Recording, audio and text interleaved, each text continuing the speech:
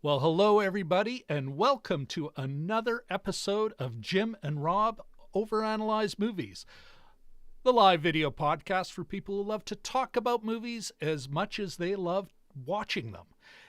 Tonight, we're going to be looking at a film that came out a few months ago that we promised to look at back in, I think, October. Emily the Criminal. Anyway, here's the log line from IMDb. Down on her luck. That is an overused phrase. Anyway, down on her luck and saddled with debt, Emily gets involved in a credit card scam that pulls her into the criminal underworld of Los Angeles, ultimately leading to deadly consequences. Deadly. Anyway, this crime thriller was written and directed by John Patton Ford and stars Aubrey Plaza as the eponymous criminal Emily.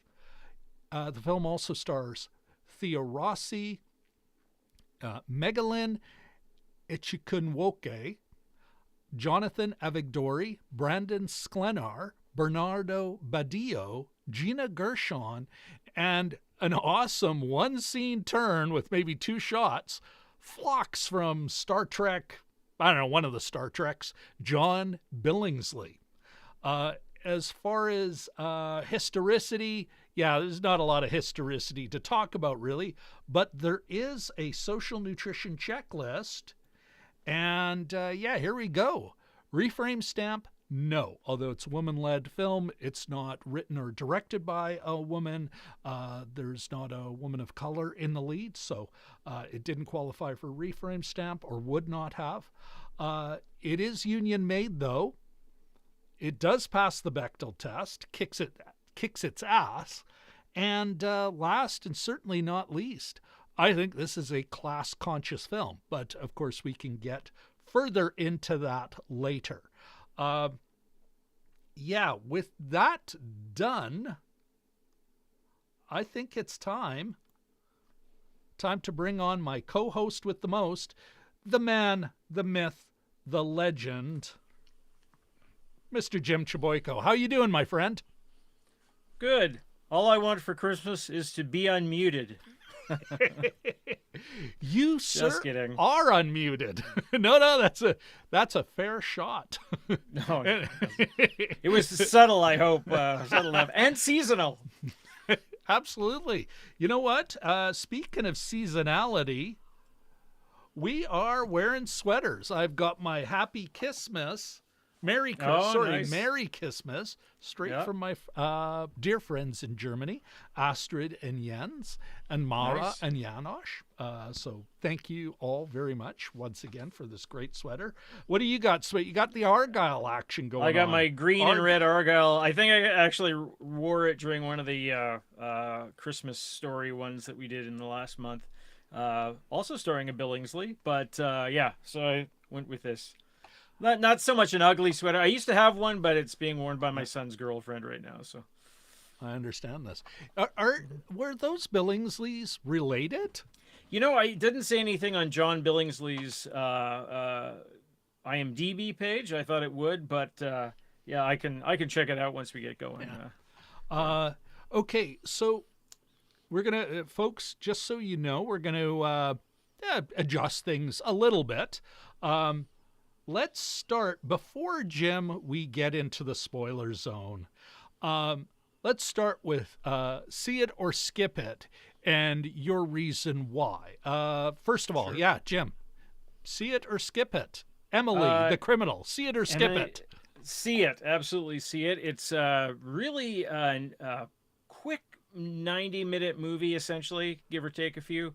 It's I guess it would be an indie. It's kind of not a movie that a lot of people might see. They might sort of push it to the side as some kind of hipster exercise, but it really more resembles, if you're familiar with the old crime writer Jim Thompson, it really becomes something different about halfway through, and it's I quite enjoyed watching the journey there. So give one to the little guys and watch this movie, I say. Okay. For me, same thing. Definite see it. Emily the Criminal is, in a way, a modernized noir. I wouldn't call it maybe a neo-noir, but I think in some ways it's very much got an old school noir vibe. It is a crime thriller. Yeah, you know what? Definite C. Aubrey Plaza hits it out of the park. The story delivers while undermining expectations. Definitely worth seeing. All right, Jim. With that part out of the way, I think it's time to dive into the spoiler zone. Spoiler zone. The spoiler zone. That's correct, everybody. And let's talk about Craft. Jim, I wanted to ask you, one of the things I noticed is until you get to the very end, we do not see, not once do we see subtitles. There is a number of key moments where they're speaking in Arabic. Characters are speaking in Arabic, and we don't see subtitles. Why do you think that? Like, I mean, I put that firmly as a choice to leave us with that. Why do you think they went that way? Again, until the end, when we do finally see subtitles. That's a good point. Yeah, I watched it the second time with, I think I did hit the subtitles, but the first time I didn't. Just sometimes you miss some things or some geographical references they might throw at you really quick. But I think a couple of reasons why somebody would do that is that you can generally tell the tenor of a conversation whether or not you fully understand the words or not. It's sort of assuming that the audience is intelligent enough. I think that's one of the nice things, instead of sometimes things get over explained.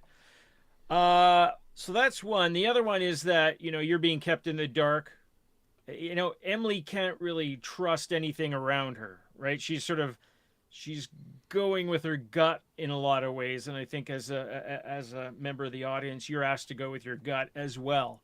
There's a lot of female by herself kind of situations here, and that made me uncomfortable as as a certain middle-aged male. But I think you just have to. You're in the dark about as much as Emily is in some of the situations.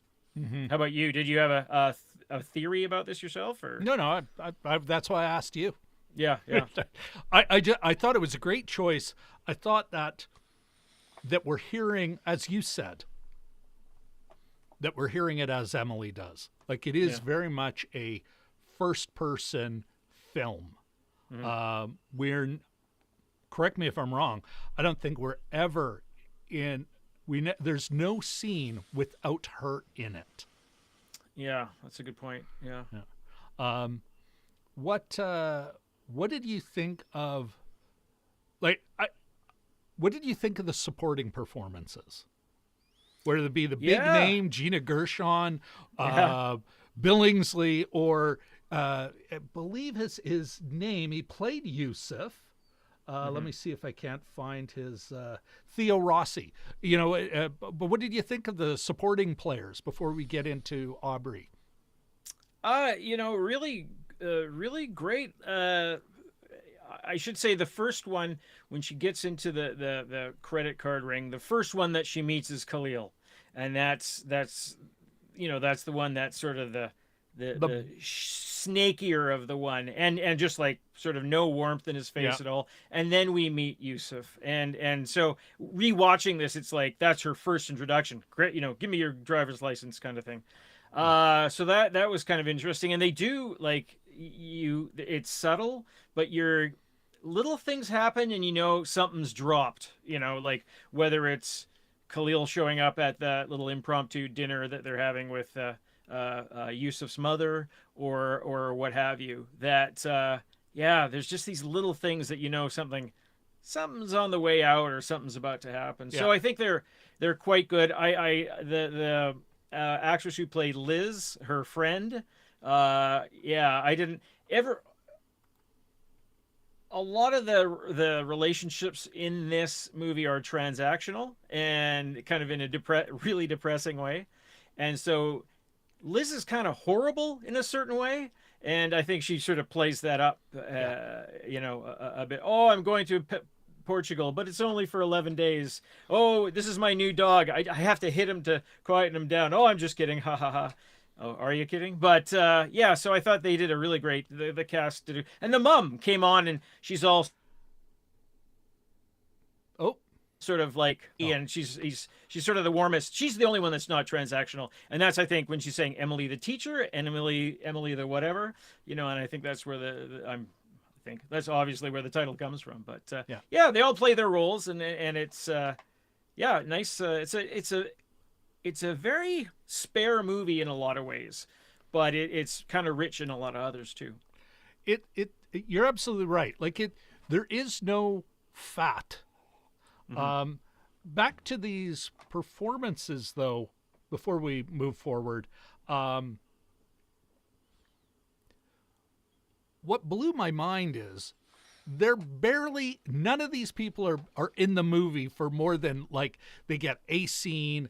I think Bernardo Badillo, Javier, I think he gets maybe 3 scenes, all super short, but every supporting player feels like full human beings you could imagine meeting. And now that's a testament to the direction, the story itself, but I think it's also that that those players could walk in and go, okay, I need to be a real person here. And you feel it. You feel like everyone has lives, even when they're being absolute shits. That gives me a note for when we get into story. What did you think of the sound design? It was interesting, and during the I called it the the crime montage. Like all these crime films, there's a first montage where they're making money and they're getting good at it. Gonna be a montage, and I love that tune. But otherwise, like this has got a pretty spare sound design, I thought. But I want to know what you thought. Yeah, I noticed that the first time. Actually, when I watched it back in October, I've written down Duyo Dirtle Band. I guess they're maybe South Asian or something. And it almost sounded like a dated song too, but it was a really interesting choice because the rest of it's this sort of notes of techno and that sort of thing, very electronic. And then when they had that montage, that's the only time that I think there was one other occasion that I noticed today when I was rewatching it. But yeah, it was interesting and spare. Like there's some scenes with silence, and you're not you're not walked into a scene telling how to being told how to feel about it, right? When there's not so much music, but and correct me if I'm wrong. Any like big tension scene, like danger's coming up, it's totally diegetic. Totally in the world. Yeah, go ahead. I was just going to say one of my favorite scenes, and the one that I think is the one that the scene, and we'll maybe talk about it later. That won it for me. Like you're about 45 minutes of the way through, and you're like, oh, it's pretty good. I'm enjoying it. And then this thing happens, and it's a scene of well, it's basically conflict. It's physical conflict, and I think it's kind of silent. But that's the sort of the scene that was just like, whoa, man, I'm in it. I'm really into it now, and it's not just what I thought it was going to be. It's escalating. So, that was, I think that was silent, actually. No, that's a great, but not silent, like dead in the ears. No, like it's just truck sort of revving up and that kind of thing. Yeah, no, I agree. Yeah, and it does. It adds to that impact. The sounds of the city, but always removed a little. Yeah.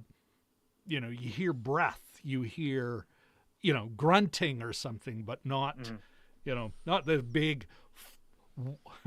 wall of sound. Yeah, Phil Spector Wall of Sound. Yeah. Yeah. One more thing before we move to story. What's your favorite line? Oh, I wrote a few down. You think I don't know how to do ice? When she's had a bit of a, there's actually We're in the spoiler zone. Little bits. Well, I kind of like that because that's one of the first times that he's starting to like her, Yusuf's starting to like her, and she's pushing back a little bit, and she's a bit of a prickly person. And I think we're given hints of that it's not just these things are happening to a nice person. She's got a little bit of a pushback to her, and he's trying to help her out. And he's basically kind of trying to invite himself in, and she's sort of. He also said he drops her off after she sort of gets beaten up, and he goes, "You're welcome," and she rolls her eyes. Yeah. And then he says, "I'll do the ice for you." You think I don't know how to do ice? I thought it was a really sharp kind of a character line for her. Yeah. For myself, I think there are a number of great lines. You're absolutely right. Yeah. Like there's some killers. But for me, the favorite line of this film is Emily giving her pushback. That great scene with Gina Gershon. And she goes, "You want to talk to me? Put me on the fucking payroll." And I'm like, that's a good line too. Yeah. Yes. And this is where I think, to sing the praises of Aubrey Plaza, you always feel her anger. Mm-hmm. You feel her agency. You feel her sense of, her sense of right and wrong. Mm-hmm. But never chewing the scenery. Like she explodes when required. Mm-hmm. There are, I don't do it much, but I'm a little gushing over her performance here. Yeah. No, I get it. Yeah. Go ahead. And it's not like she follows it up with a hail of punches or anything. It's very, she's got a taser and an X-Acto knife, and that's she's not heavily armed. I mean, tasers are formidable in their own way, but it's realistically done. I mean, you're saying exploding. She does explode, but in a realistic way. Yeah. You always feel you never roll your eyes. At any of her choices, any of her actorly choices. Not a Mary Sue thing, or is that what they're calling it these days, or the heroine Mary Sue, or whatever. Mary Sue, but I don't. There's certainly nothing I thought of in this film ever. Thought of many things, but not. Not that kind of. Her strength is more, believable and real and impressive. And I think that is a huge testament to her. Yeah, her delivery. She really she owned this character. Yeah. Let's, anything else you want to add as far as craft, the cinematography or anything, the production design, which I thought was really lean, but sort of lent itself to the subject matter. But anything else you want to add before we get into the spoiler zone? Yeah, I think that, sort of the location stuff, it all lent itself to, these are all like, if you have the McMansion or the sort of the mall, the half-empty mall kind of thing that were set. Yeah, they were in like an old dry cleaning store, I think, at one point. And it's all very, it's Los Angeles or Southern California or whatever, but it's very downbeat, Los Angeles. And the houses are, when they go to the mother's house, it looks like a perfectly pleasant place, but it's all sort of, you don't get any shots of the Bradbury building, which is sort of a go-to for LA. It's nothing like that. It's all sort of like this sort of sense of impermanence. A lot of it, most of the places are new that they go to, and that just sort of adds a detail to it that I quite liked. Yeah. No, I agree. The also the graininess. Again, I keep thinking of noir, but Mm. color noir. Yeah. Is that sort of which they've got in the poster design. Here, let me bring that up. If you look at screen now, the poster design is super grainy. Maybe a little bleach bypass kind of thing going on, but the whole film's got that grainy kind of vibe, and I was there for it. Okay, with that out of the way, let's get into the story, my friend. Yeah. Oops. What did you think of?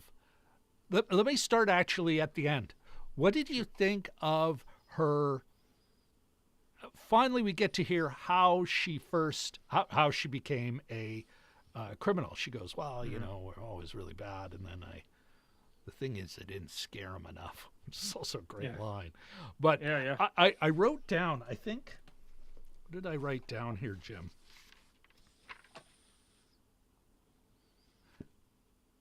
Was she the abuser in it? In that relationship? Was she the one? Yeah, like there's a reason why in domestic disputes, one goes to jail and the other one doesn't. And it certainly wouldn't be the first time that the woman has been railroaded, especially if you're a woman of color, whether it be in Canada or the United States. But I was like, kind of, oh, wait a second. Yeah. You know what it reminded me of is strange. It's going to sound like an odd connection, but in when Heath Ledger played the Joker, he never gave you a straight answer as to how he ended up that way. And he mentioned there was about 3 different origin stories, that he had a bad uncle, I think, was one of them, and that kind of thing, or his father, perhaps. But he never told the same story twice about how he ended up like he did. And I kept on thinking about that when they talked about why she got her felony or whatever the charge was earlier on. She said it was a DUI, in that first icky kind of job interview that the film opens with. And then it turns out to be I think aggravated assault. And then, you just sort of, it just, you never quite given details.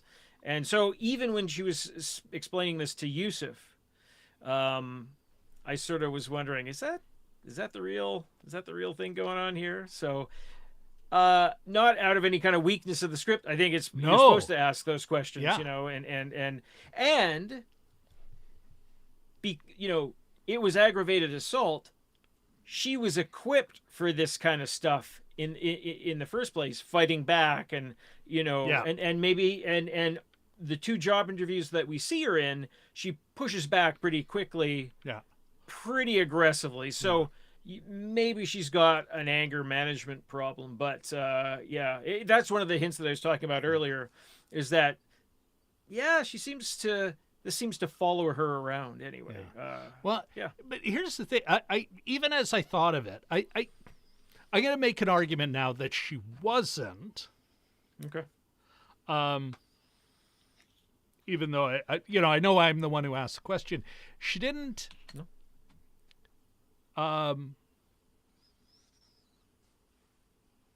None of the other hallmarks are there. Right? Like, I would argue every time she got angry, she was right to be angry. Like the Billingsley, that first job interview where the guy's just, it's like lying to her. Nice bit of heartless, just a bit of cruelty, help me out. And it's like, and no time just kind of going, okay, she's lying about her past. We're just, well, thank you very much. Nope.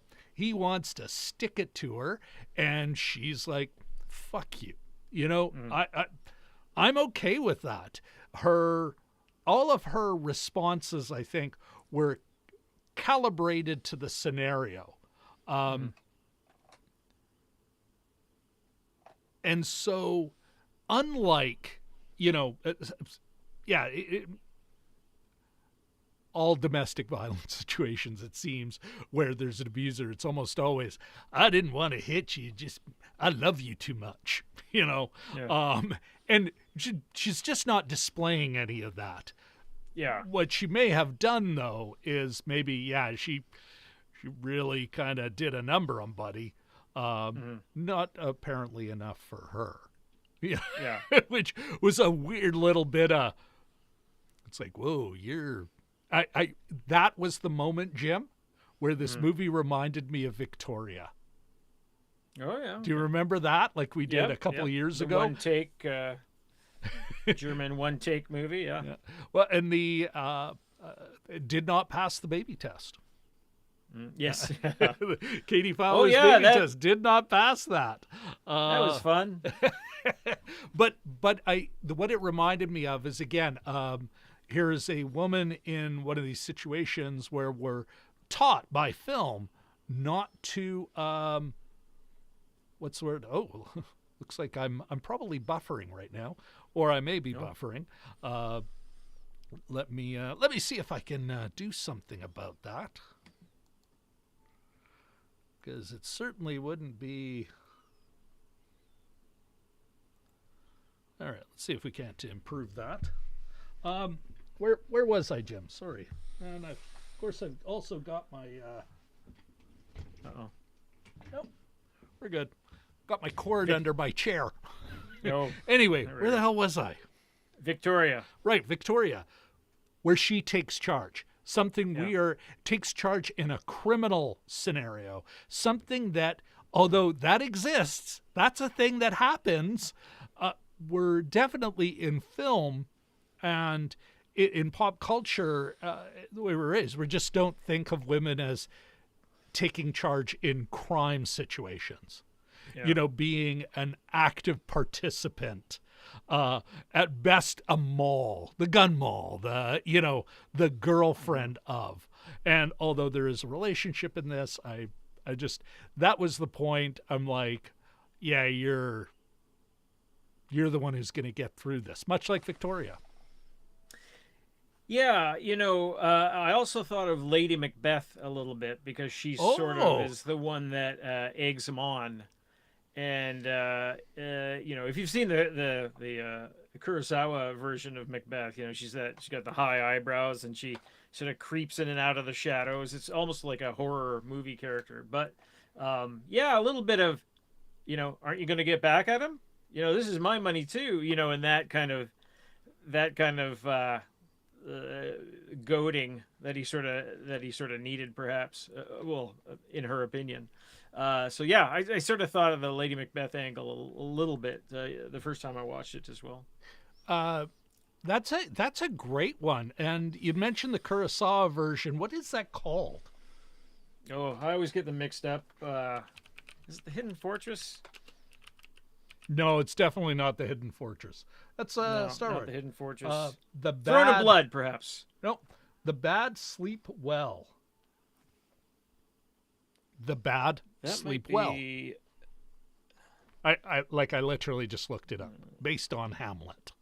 Yeah. Oh shit! Based on Hamlet. What the hell am I? I'm thinking Macbeth. Macbeth. Yeah. Right. Sorry. No. Yeah, Throne of Blood. Yeah. Never mind. Because the Dead Sleep Well, I think, is a more recent set. Like I haven't seen a lot of Kurosawa's modern set movies. I've seen a couple, but the ones with arrows and castles and stuff. Yeah, arrows and castles and stuff. Well, that names a number of Kurosawa films. Yeah, and the wind and the poor peasants and the constant wind sounds and flags. Okay, how do you think of the way it ended? Like of her, basically ditching her boyfriend. I mean, they were lovers of a sort. Mm-hmm. How did that emotionally hit with you? Yeah, I mean, it was a little bit of a, as an audience member, it was a bit of a reprieve. It's a tense movie, and when I rewatched it today, I actually got, even though I've seen it and I know what's happening, I actually got a little sort of like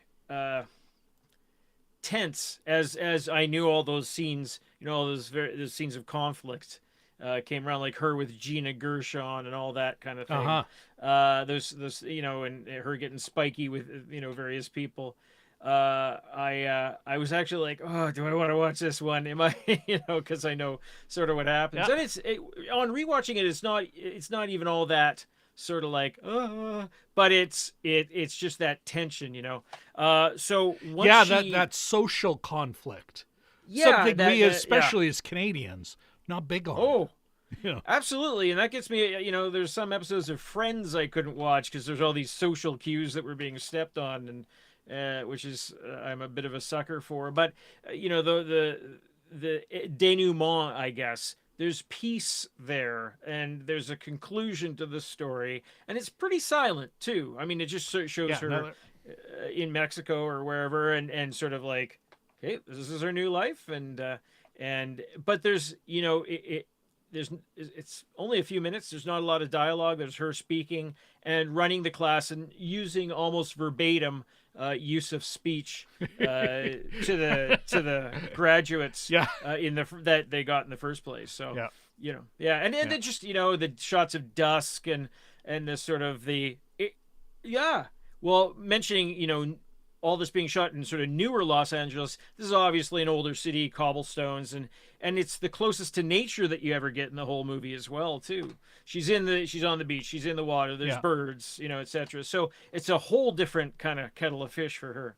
You know, I like, and this is where I think, in so many ways, this film subverts expectations. Um, even the beach and that time in the South, you're thinking of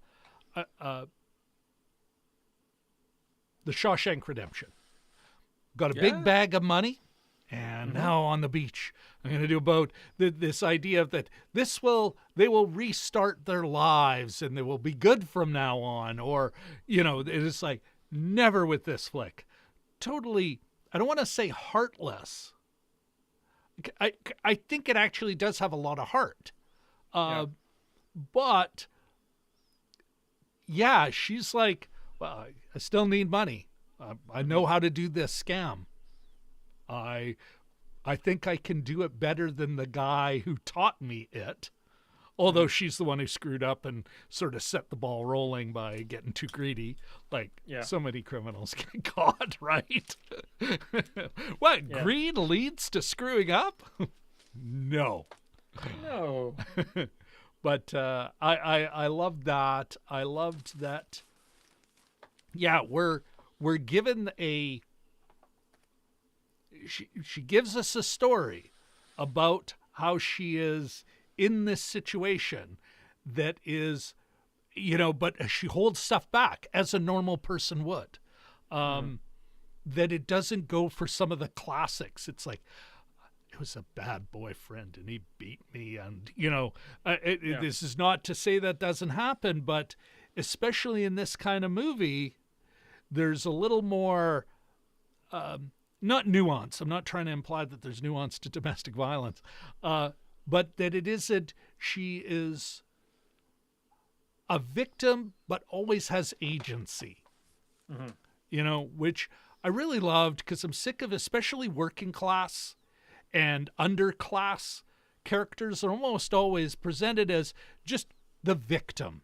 And but because they have the right spirit and they're committed to following the straight path, and they have to make this choice, and it's like, no, a lot of people in the same situation would do. And I think that's part of what's going on here, is to present someone who makes a whole bunch of reasonable choices to a life of crime, which will, I suspect, in the long run, not end well for her. Yeah. One of the things I wrote down back in October, I said, and this is probably a bit of a stretch, but I said the only time she smiles is when she is doing crimes. Then I said, I mean, she smiles a couple times with Yusuf Yeah. and that sort of thing, but I put it's her only And sense with of her girlfriend. Yeah, You know. it's her only sense of accomplishment. Like she genuinely feels accomplishment, whether it's her digging herself out of her student loan situation or what have you. So, you know, there's a little bit of that. Like she digs it as well. Yeah. Like, you know, she finds it fun, or if not fun, rewarding in some way. Well, she's sort of sticking it, I guess, to all the things that are. There's a whole list of like systems and things. Yeah. I had the gig economy, housing. She's well, living with a wait. couple... Stop there. Yeah. Stop Okay, there. we'll say that for message. Yeah.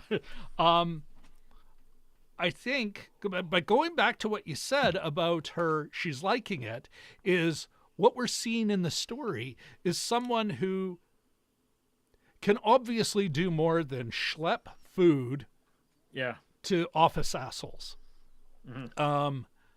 Obviously more competent than that. Even to a degree, more socially capable.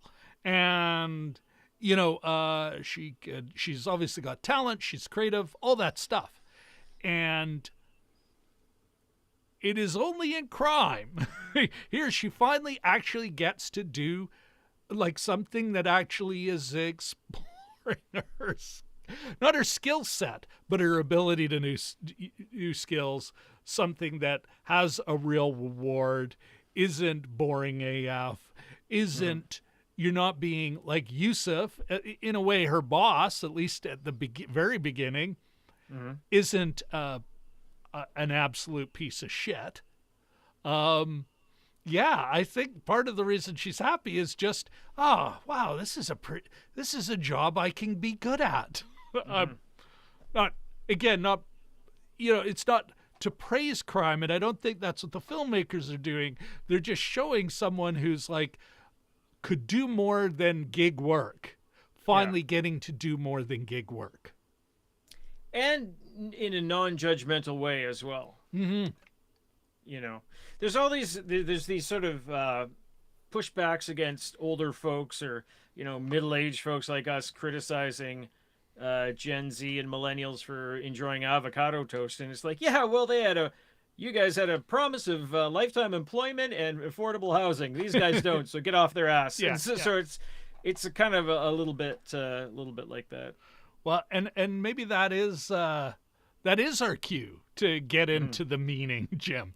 And do we want to start there in another killer scene with Gina Gershon as this boss wanting to say, hey, listen, when in my day.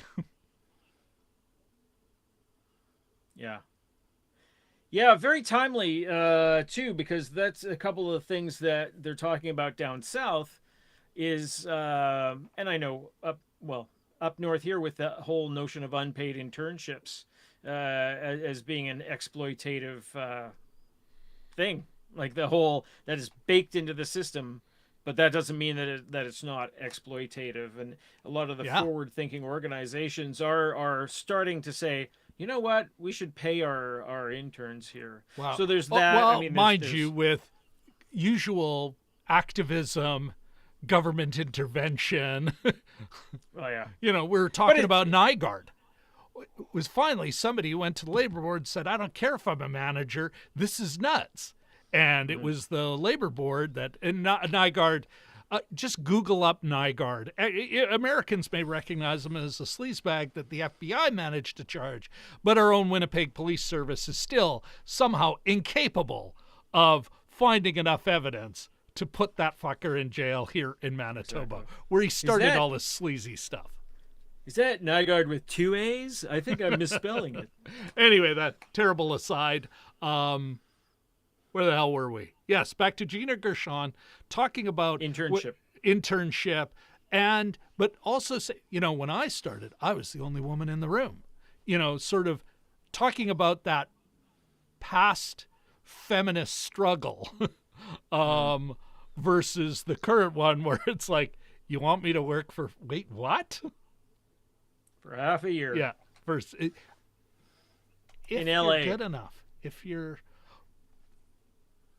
which I think is a total, it kind of sums up what you and I have talked about on this, but I think this is a perfect time to really hammer home the point. When you hear somebody in LA say, I pulled myself up by my bootstraps and I didn't get any, it's bullshit. One of the first ins in LA is the fact that you're independently wealthy, or your parents can support you. Or your spouse, your partner can support you as you work for nothing for months, because that's what everybody's doing. And they have an in. You know what? Whether it be a friend who has a gig there and can put you in front of the right person, none of these people, you are not getting in if you don't have ins and some level of wealth. Otherwise, it's like winning the lottery. Not saying that nobody wins the lottery. It happens quite regularly, actually, but there's a million other chumps who are just feeding that beast with their money or their time or their dreams. And to summarize it right there, even while Gershon's character, whose name I can't remember, but like every other boss going, I had to struggle. You don't know anything, which is also I don't think it's a generational thing, though. I think it's a class thing. And it leads into what I like to call Bonnie Parker feminism. This idea that it's, well, you know what? We've broken through the glass ceiling. We're good. Hey, I'm on top now. A woman can exploit you, while still saying to this woman who does not have wealth and connections, or she's got a connection, but only one, which she's now burnt, and no wealth. Well, sorry, I can't help you if you're not able to work for free for 6 months. And you can't do that anywhere. You couldn't do that in Winnipeg, for fuck's sakes. Pardon my poor language. Yeah. No, it's an important, and it's all these things. I was going to read off the little list of things that she's fighting against. And in my notes back in October, I wrote, is this a Gen Z or is this a millennial falling down? If you remember that movie with Michael Douglas, where his was a little more sort of reactionary, like, why can't you speak English or whatever? But she just gets kind of shit on by all these different systems. So, and it's almost like a checklist, but the movie's subtle enough not to sort of make it seem like that. But the gig economy, the housing with the roommates she barely knows, student loan system, law enforcement, the arts being impractical, the BS with the internships as being sort of part of the system. So there's all these things that are coming down on her at once. Again, very timely, because they're talking about forgiving student loans down south to huge some backlash, which I totally don't understand. But anyway, especially considering how predatory it can be. But I mean, it's funny that only looking at it afterwards that I thought, they're hitting all these targets that are affecting young Americans, and not young Americans. Although, it's younger than me, younger than us, but it's lower class Americans, working class, poor. Because this is not a Gen Z problem or Gen Z. This is because no child of affluence is going, how will I make it? They may jump into some of the marketing gags of, oh, you young kids, you don't know how hard I had it. But even that's part of a marketing bullshit. It is not her age that is the reason for her exploitation. It is her class. Yeah. I need, you know what, Jim? I need a little overhead of me with just Karl Marx. That could just sort of slide up and go, all right, Comrade Christensen is now blah, blah, blah. But I do, like, the That is the issue here. And even going into the past, Gina Gershon obviously came from a working class background, but at a time when the working class could move up, like move into the middle or the upper middle class. Education opportunities were cheaper, all that stuff. But that's a class thing, not a class in time, not just, oh, well, you're Gen Z, so this is, and I always hate that overly simplistic analysis. You know what, Jim, you and I, while older, and yes, we're white males, so we have privilege and we enjoy those privileges whether we want to or not. But we are not part of the class exploiting Gen Z. Where there's no choices we're making other than perhaps with idiotic votes that is exploiting them. That is a systemic problem. I don't know. There you go. There's my rant. Yeah, I mean, the reason why I mention age is not just, I mean, it's that certain things come up at certain times, Yeah. and you become aware of them, and things are going progressively kind of weird for the working class, especially down south, as I observe it, and not that I experience it or even know that many people involved in it. But I think this is a real sort of a movie for the 2020s right now, or yeah, absolutely. It is. Exploitation does change over time. Yeah, it's always there. Yeah. To quote my member of parliament, it's just like, yeah, I've never seen corporations ever do a good thing unless they're made to. Which I'm like, yeah, shout out to our Leah sponsor, Gazan. So this is like, just, it's like, hey, that's on point. Right on, Leah. Yeah. Like I know her, like we're buddies. Anyway, so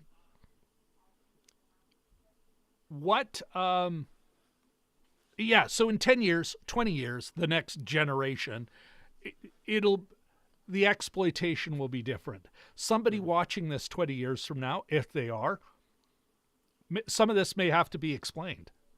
Some of it may have to be, wow, well, isn't that just the way life is? We're all reduced to gig workers. I mean, I'm a gig worker. I know everyone's, oh, you're an entrepreneur. It's like, no, I have an expensive job. That's what I have. I have an expensive, high-risk job. Yeah. But 20 years from now, maybe just 60% of the labor market is gig work. I certainly hope not, but her conflicts may be just so part of the environment. They're like, what's your problem? That's just the way it is. If you have to work, this is the only way you can work. Suck it up. Yeah. Go ask your shop steward. Oh yeah, I think the only, although he totally delivered again, that performer. Yeah, like any other asshole manager. The only part I was like, wow, that's maybe the only on the nose dialogue in the whole thing, where it's like,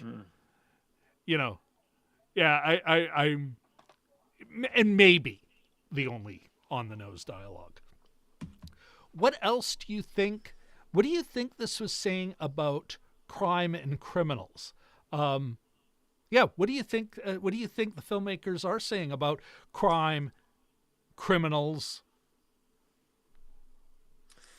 Yeah, in a lot of ways, when people you see it all the time on Twitter, when people lash out at, people who've committed crimes.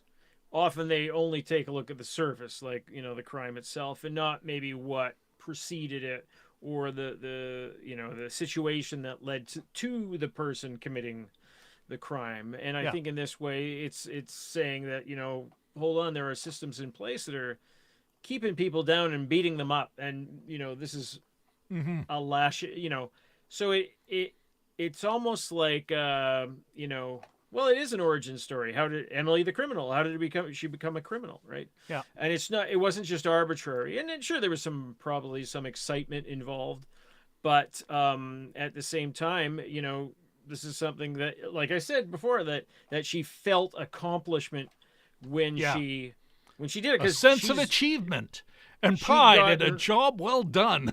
yeah, because she got resistance anytime she tried to work within the rules. Is Yeah. that once she broke out of the rules, that's when she found success. And, people not sort of, back talking her or putting her in awkward situations, or, being dicks generally. I mean, she did get held up. There's a real interesting code among thieves here, that the first time she tried to sell by herself some stuff from the back of her car, TVs or something. Stolen goods.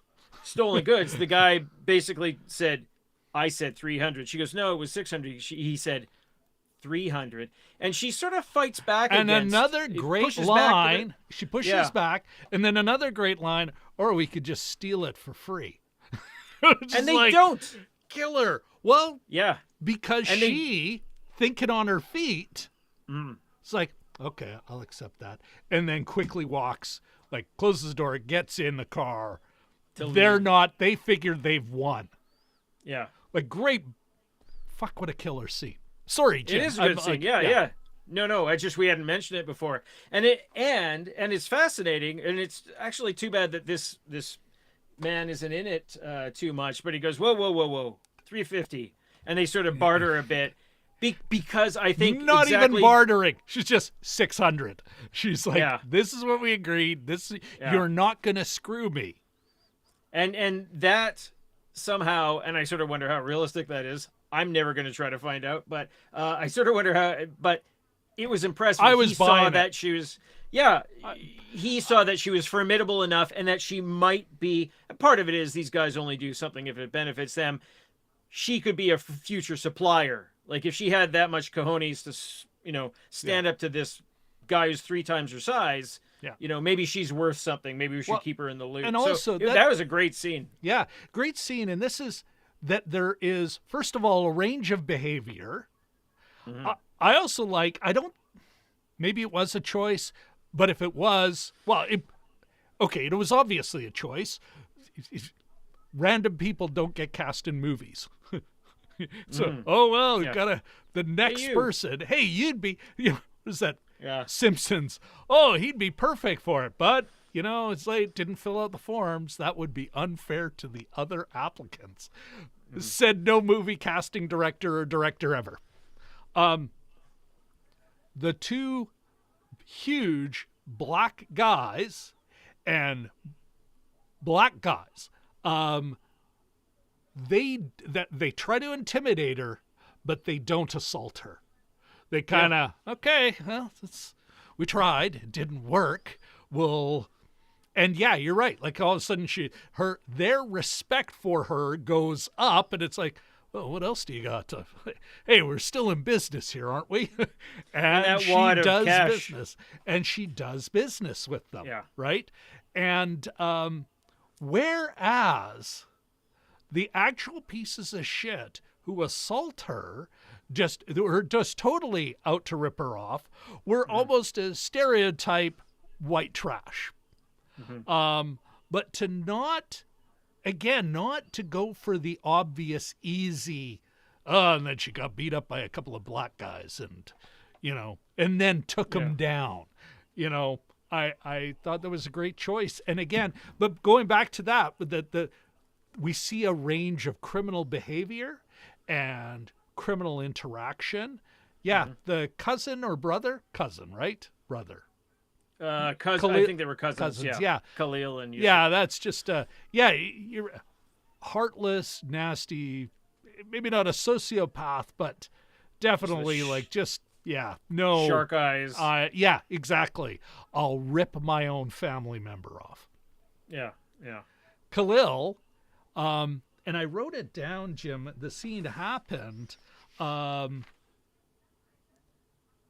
at the time, I was like, was he being kind with the ice and that, or was just part of the con, like, to lure or to keep him safe, to lure her in? And by the end of the movie, I'm like, oh, I've answered that question. He was just being kind. Like that. It provides an idea of criminals as human beings first, who are committing crimes. Yeah. That it isn't just pieces of shit, or, oh, down on your luck, like a terrible log line, terrible cliched little phraseology there. She was just down on her luck. No, she was systemically, because second you commit one crime, you are the criminal. She does it. It's not an origin story. It's after society has said, you're a criminal, so you can't get a decent job. You will never get out.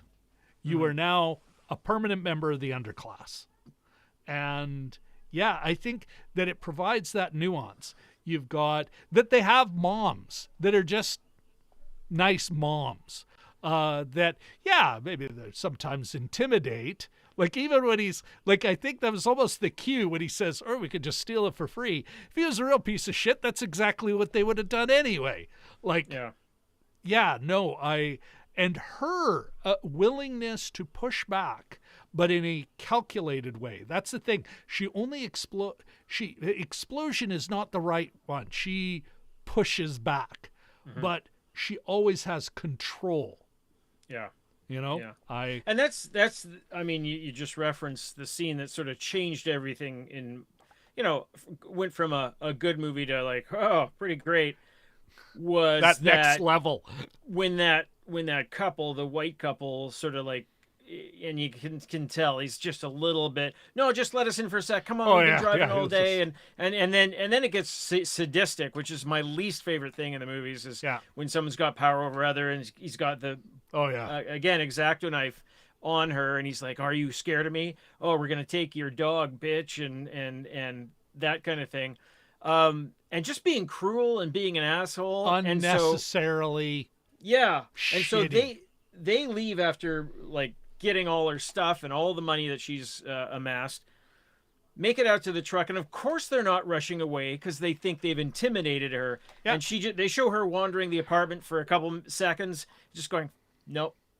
I'm not. That's all she says. Nope. And she gets her taser, goes after them and just like, bam, and then, gets them both. Yeah. And it's just sort of like, And I think that really, it was increasing, it was her going another level, I think. And it was a choice that's not typical. Yeah. And it did push, the whole movie pushed up back against that sort of, again, subverting expectations. Because in this scene, that's a better phrase. This is, what I was worried about.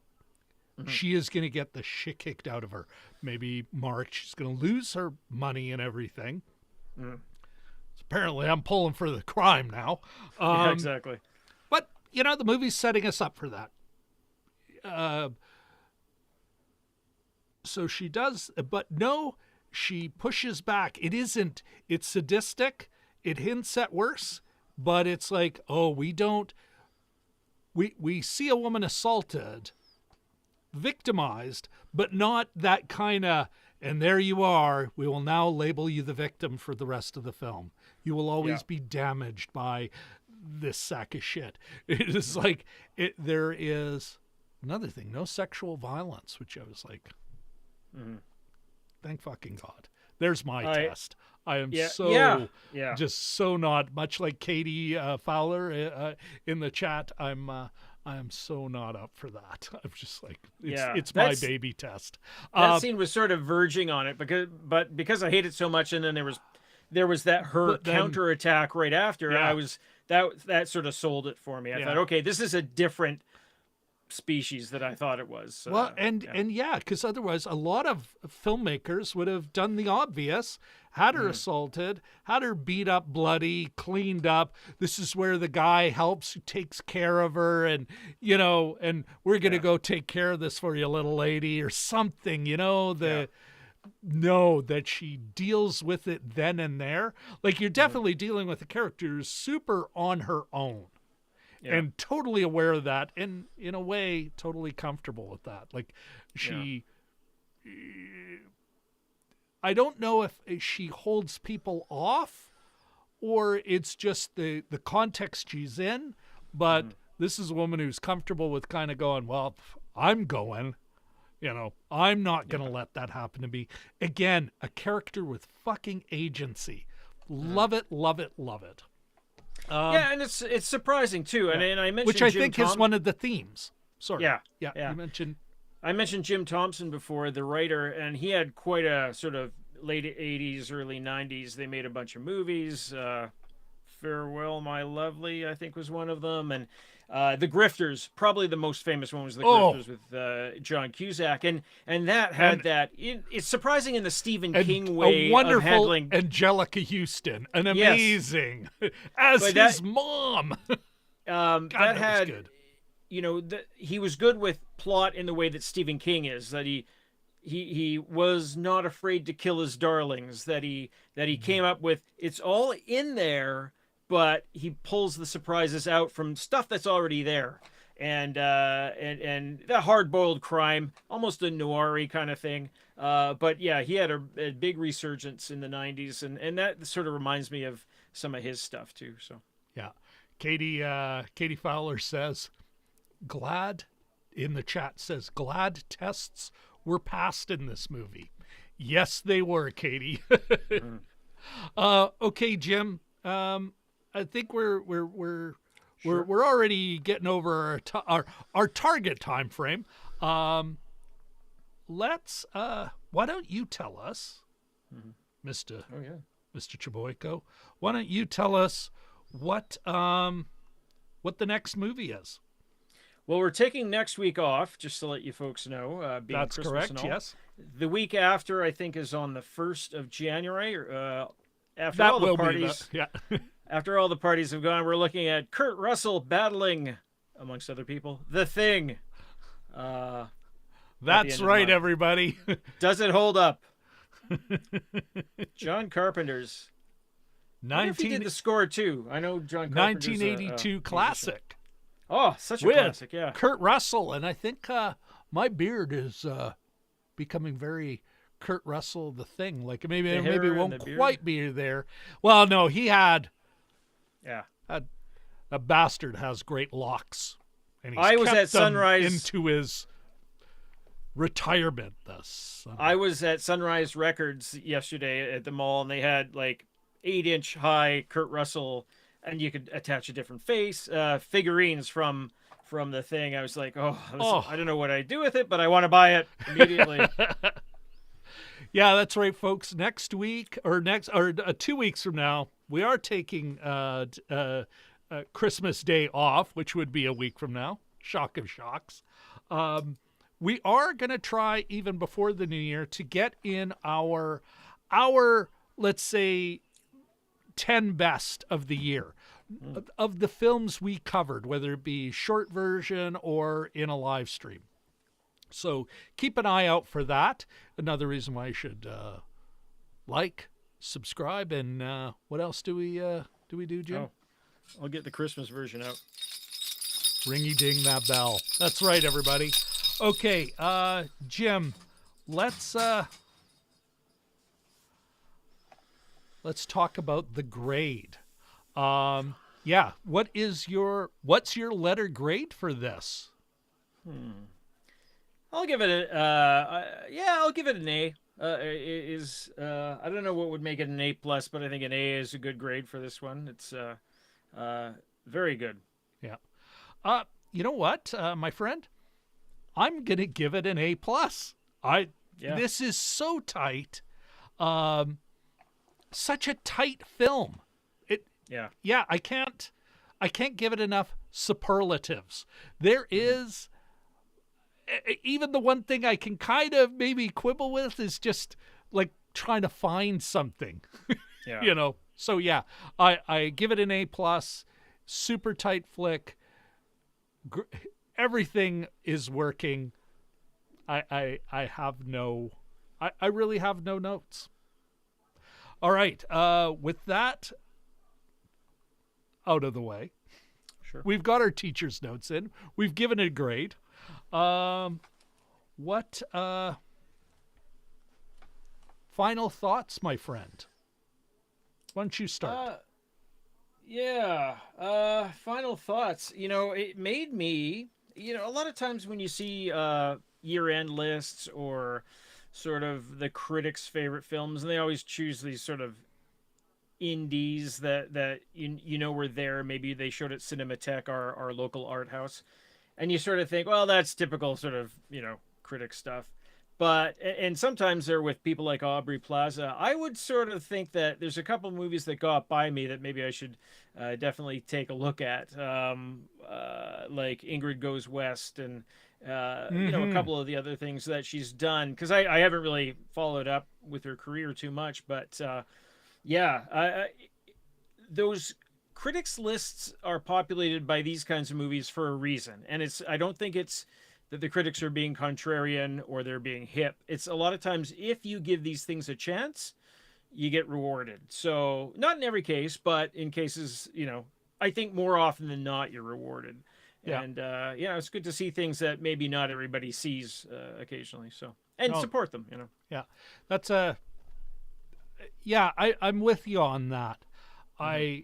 Maybe the only thing I would add is, as we've done this show, we're 2.5 years in, breaking into our third year, not that far away. Started this in the spring of 2020. I'm certain to now get, from a more visceral way, why critics kind of lean towards this stuff. After a while, you're like, I really need to see something that isn't just maximum big arc high concept. That isn't to say that we have enjoyed those. I'm still fond of Wakanda Forever. I thought that kicked a fair bit of superhero ass.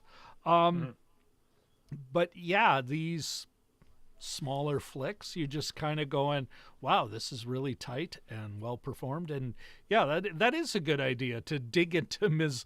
Plaza's filmography. And others too, other folks, on her sort of level too. And the only thing I would otherwise add in my final is like just one more shout out for all of the performances. Nothing feels over the top, unrealistic. Even the kid who gets carjacked, everyone just delivers. And that's a testament to the just wonderful direction. Mr. What the heck is his name again? Patton Ford? John Patton Ford wrote and directed it. What a great job he did, and what a great job in casting and direction and all those things that a director needs to do to go from, hey, I wrote this great screenplay to, this is what it could be. I can't speak well enough this film. It may not be my number one film of the year, but it's going to be in my top 10. Yeah. All right. I think that's I think we're wrapping up here now. Sure. Everybody, thank you all very much. Richard L., who says in the chat, love the choice, and as we watch, the temperature outside should be darn close to Antarctic. That's right, Mr. Lennon. And you too, Katie Fowler. Thank you all so much for attending our little show. Hey guys. And thanks, everybody. Thanks for coming.